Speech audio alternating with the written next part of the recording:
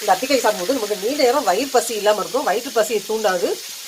வயிறு வந்து நிரம்பிய உணவே இருக்கும். நம்ம நொறுக்கு தீனா சாப்பிட்ற பார்த்தீங்களா, அதெல்லாம் அவாய்ட் பண்ணலாம். ஏன்னா வந்து டெய்லி ஒரு அத்திப்பழம் சாப்பிட்டாலே போதும்.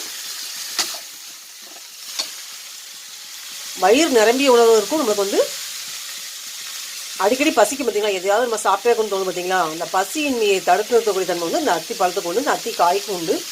இந்த அத்திக்காயை வந்து பொரியலாவோ சாப்பாடு இந்த மாதிரி உணவுகளை சாப்பிடும்போது உடல் எடையை குறைக்கணுங்க அதை சாப்பிட்டு வரலாம். உடல் எடை குறையும், வெயிட் லாஸ் ஆகக்கூடிய தன்மை வந்து இந்த அத்திக்காய்க்கு உண்டு, அத்தி பழத்துக்கு உண்டு. நம்ம சாப்பாட்டுலையோ அத்தி பழமும் வாங்கி சாப்பிடும்போது உடல் எடையை குறைச்சிக்கலாம். ராஜ்யத் குங்கு இந்த லிங்கை கிளிக் பண்ணி லைக் பண்ணுங்கள், சப்ஸ்கிரைப் பண்ணுங்கள். அத்திக்காய் பொரியல் செஞ்சுட்ருக்கேன். இந்த அத்திக்காயில் விட்டமின் ஏயும் விட்டமின் சியும் அதிகமாக இருக்குது. விட்டமின் ஏ அதிகம் உள்ள இந்த அத்திக்காய் சாப்பிடும்போது, அத்தி பழத்தை அல்லது அத்திக்காயை நம்ம வந்து பொரியலை பண்ணி சாப்பிடும்போது